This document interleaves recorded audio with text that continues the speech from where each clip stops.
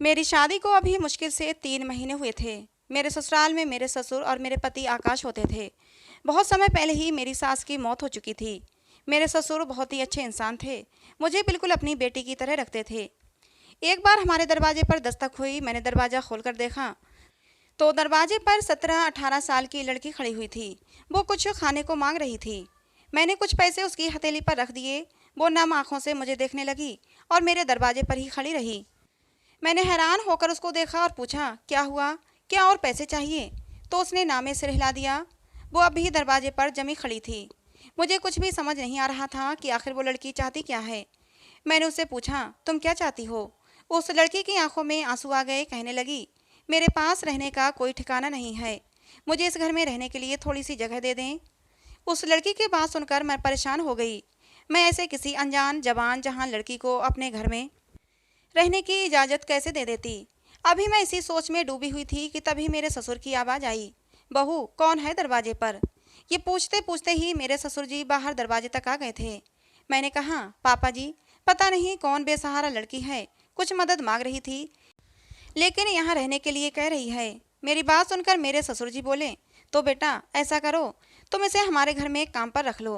तुम भी दिन भर काम कर करके थक जाती हो, तुम्हारा हाथ बटाने वाला कोई हो जाएगा और उस बेचारी को भी सहारा मिल जाएगा। अपनी ससुर की बात पर मैंने हाँ में सिर हिला दिया। और वैसे भी कि मैं बड़ों के सामने जबान चलाती और अपने ससुर जी से पूछती कि पापा जी ये गलत है, ऐसे ही हम किसी अनजान को अपने घर में नहीं रख सकते। लेकिन मैंने अपने ससुर की बात मान ली थी। लेकिन बार बार मेरे दिमाग में ये बात आ रही थी कि मेरे ससुर जी भी अजीब हैं। एक लड़की भीख मांगने आई, रहने के लिए छत मांगी, तो मेरे ससुर फौरन बात मान ली। वो सारा दिन मेरे घर के कामों में हाथ बटाती रहती थी। जिस भी काम को मैं कहती फौरन कर देती, जो भी खाने को देती वही खा लेती। बस हमेशा खामोश रहती थी। उसकी आंखों में खामोशी और डर सा मैंने महसूस किया था। लेकिन सबसे अजीब बात तो मैंने ये महसूस की थी कि जब से वो लड़की आई थी, मेरे ससुर जी अपने सारे काम उसी लड़की से करवाते थे।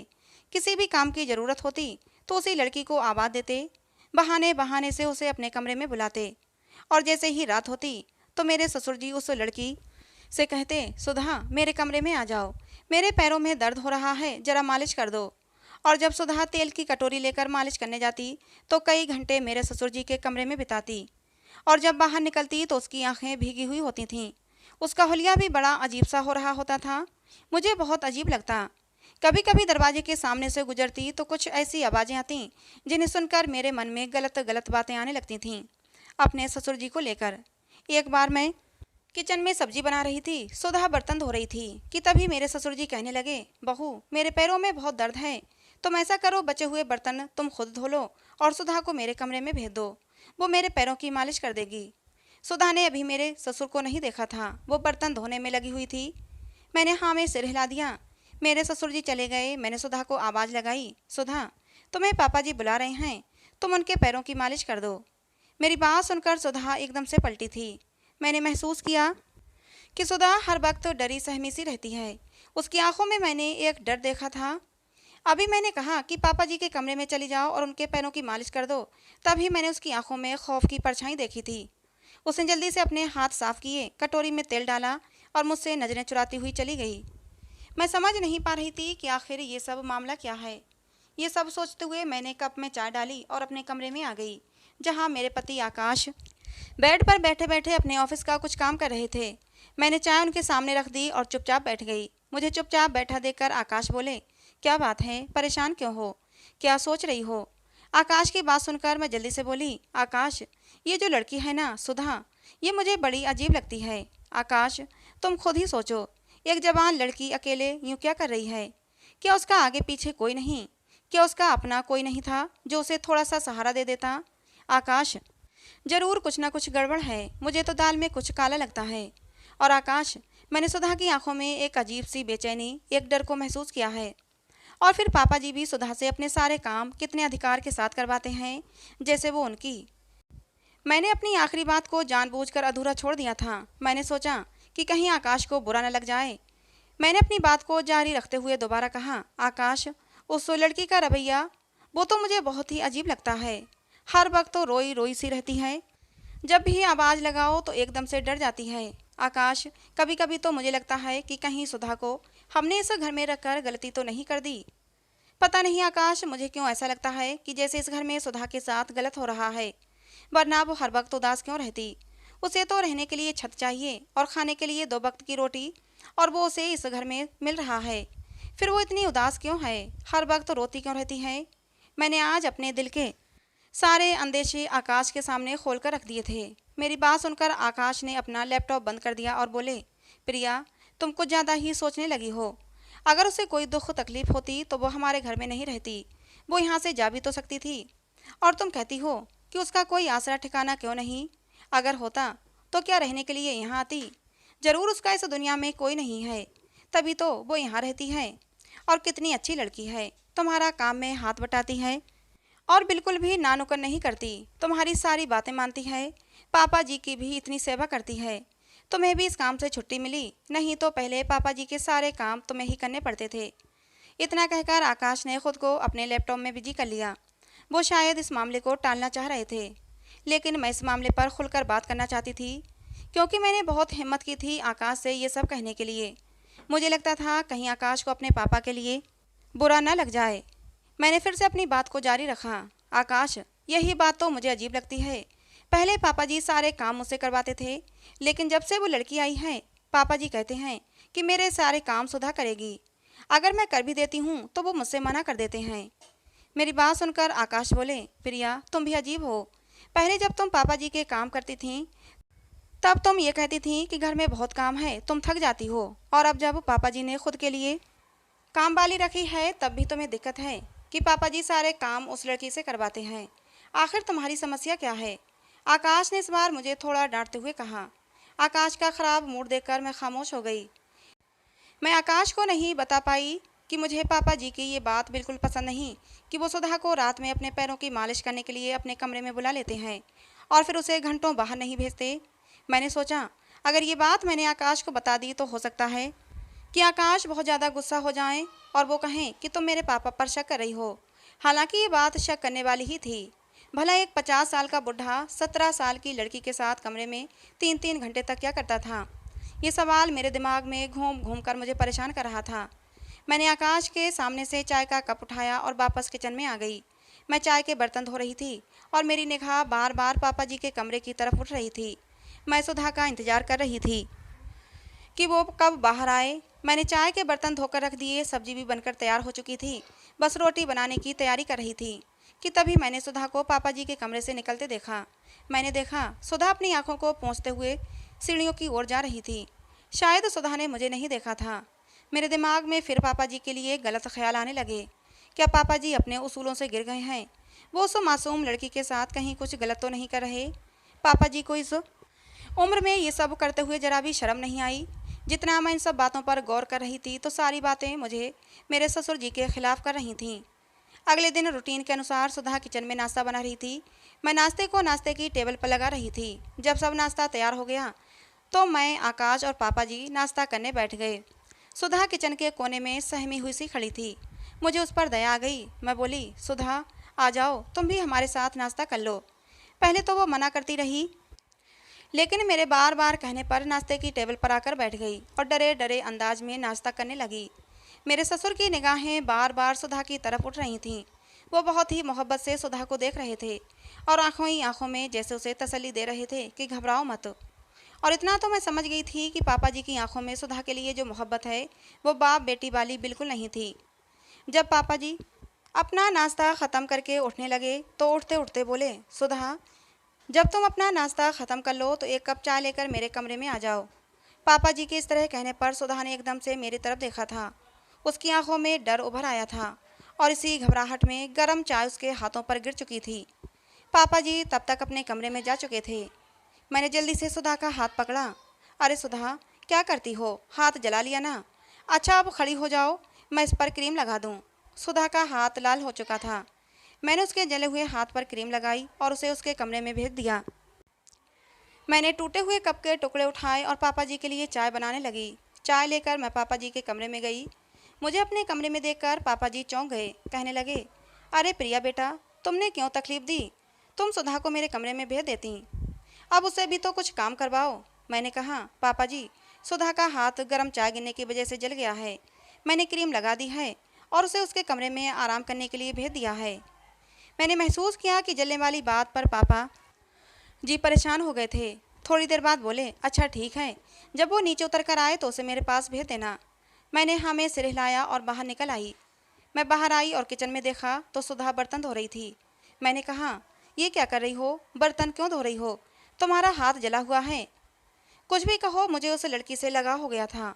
उसके चेहरे की मासूमियत किसी को भी अपना दीवाना कर सकती थी। और फिर बाकी बातें सब एक तरफ, इंसानियत सबसे पहले थी मेरे लिए। नहीं दीदी, मैं कर लूँगी। उसने अपने काम को करना जारी रखा। मैंने कहा, सुधा, तुम्हें पापा जी अपने कमरे में बुला रहे हैं, शायद कोई काम है। मेरी बात पर उसके बर्तन धोते हाथ एकदम से रुके थे और उसने मेरी तरफ से फिर से सहमी हुई नज़रों से देखा। फिर बोली, दीदी, ये काम ख़त्म कर लूँ फिर चली जाऊँगी।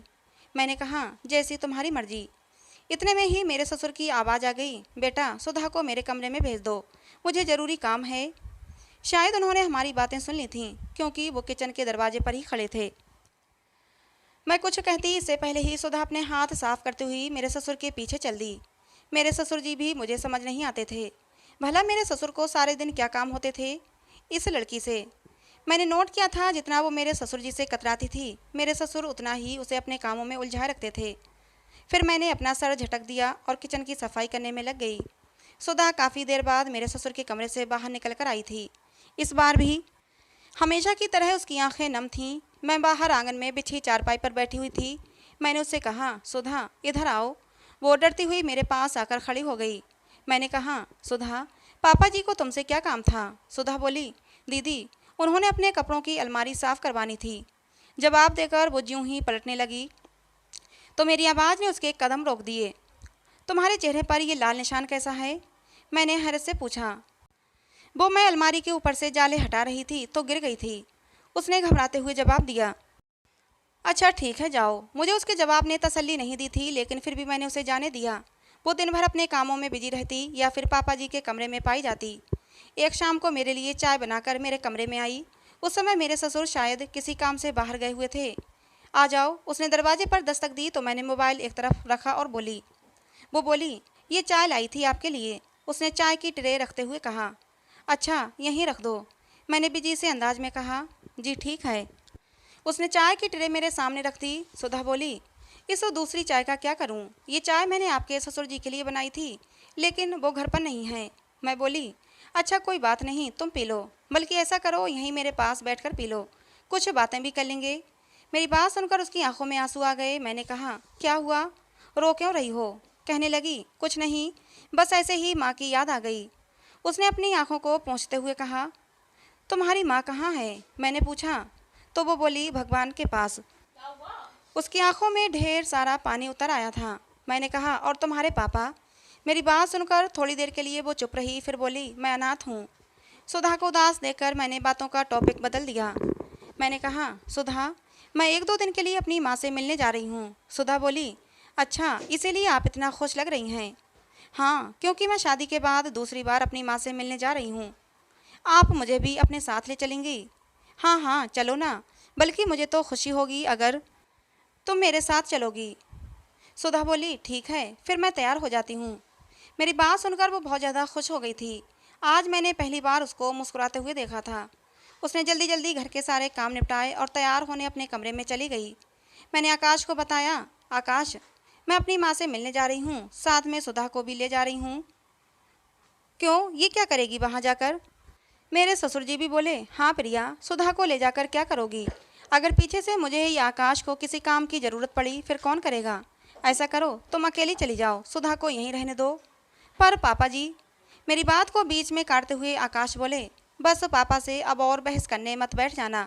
तुम जाओ, तुम्हारी माँ तुम्हारा इंतजार कर रही होंगी। सुधा किचन में ही खड़ी थी और हमारी बातें भी सुन रही थी। मैंने उसके पास जाकर कहा, मुझे माफ़ कर दो, मैं तुम्हें अपने साथ नहीं ले जा सकती। मेरी बात सुनकर वो मुस्कुराते हुए बोली, कोई बात नहीं, आप क्यों माफ़ी मांग रही हैं? सुधा के चेहरे पर मुस्कुराहट थी। मुझे बहुत अजीब लगा। कहाँ पहले तो ये लड़की डरी सहमी सी इस घर में रहती थी और अब मेरे बिना घर में अकेले रहने पर भी खुश दिखाई दे रही थी।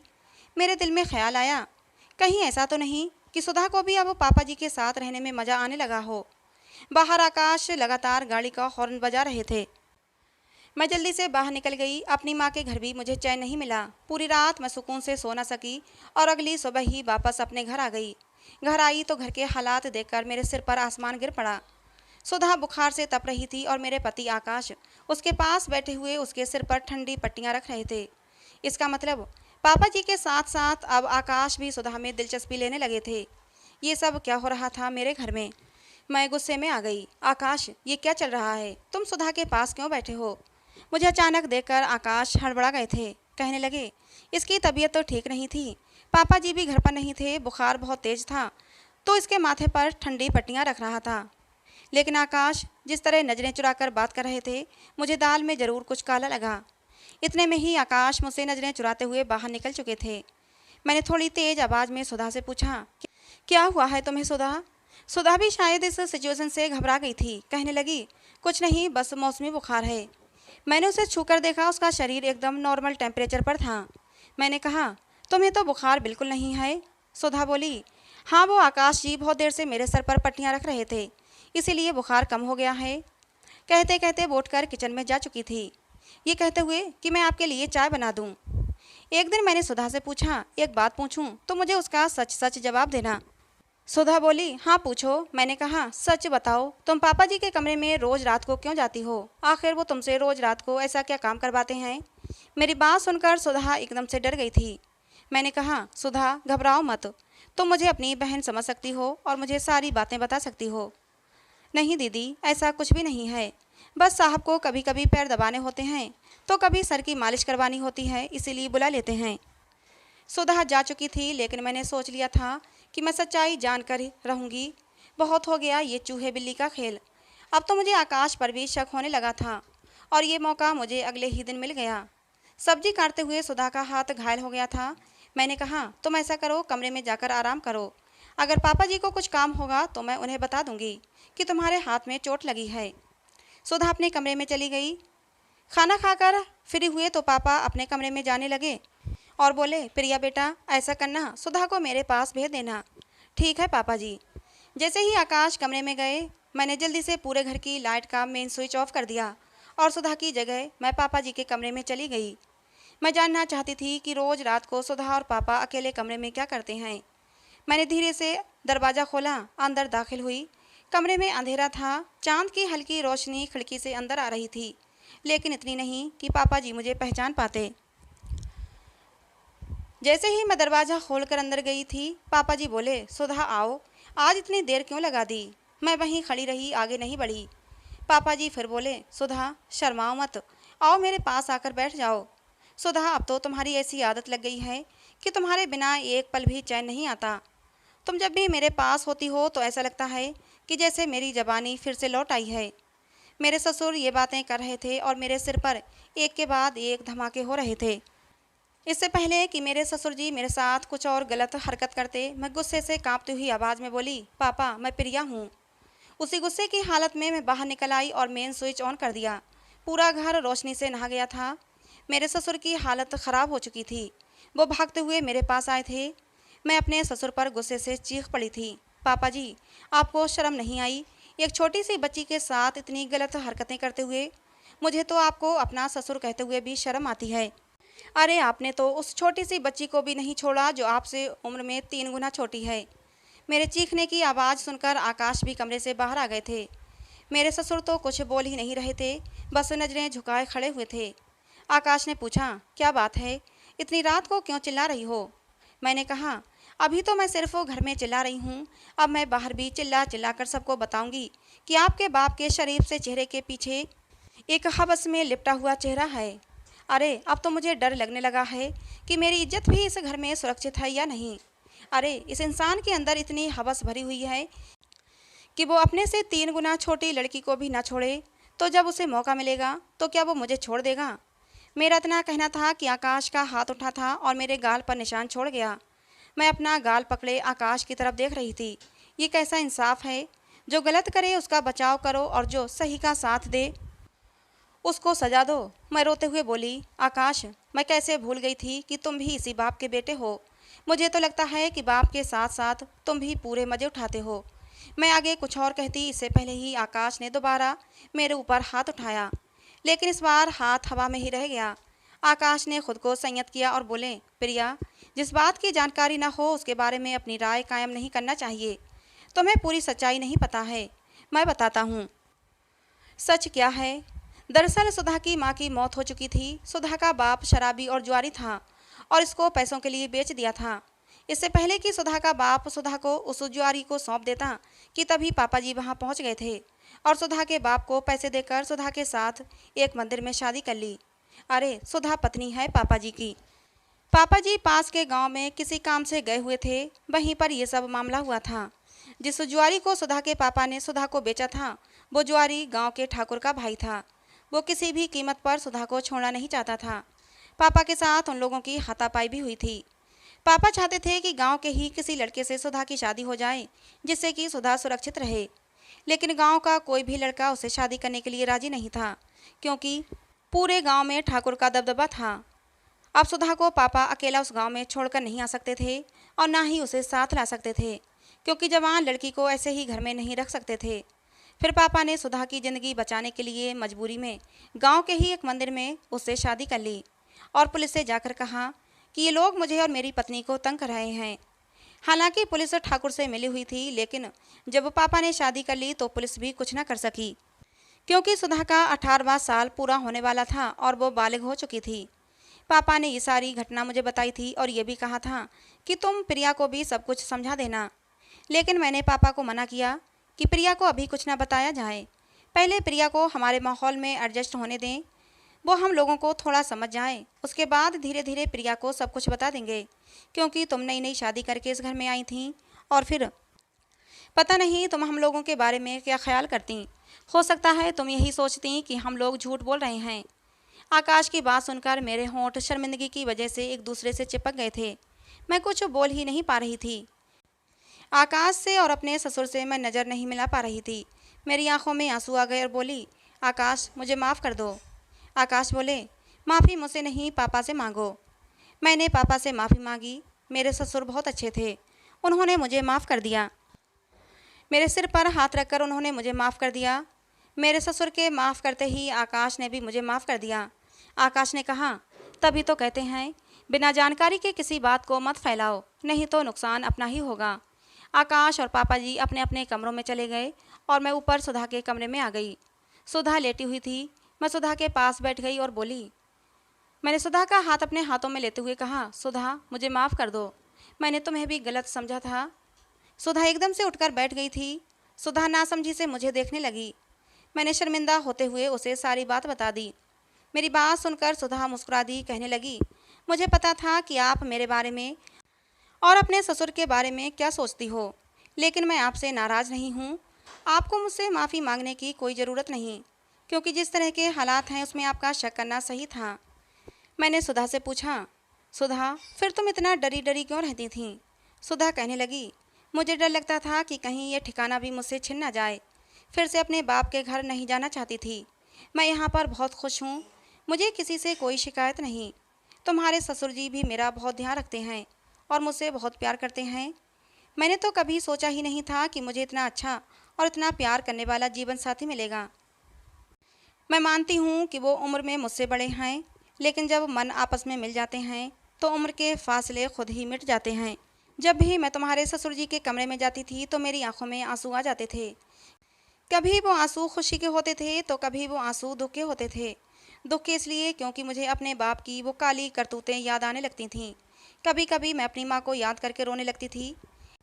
लेकिन तुम्हारे ससुर जी ने मुझे बहुत सहारा दिया था।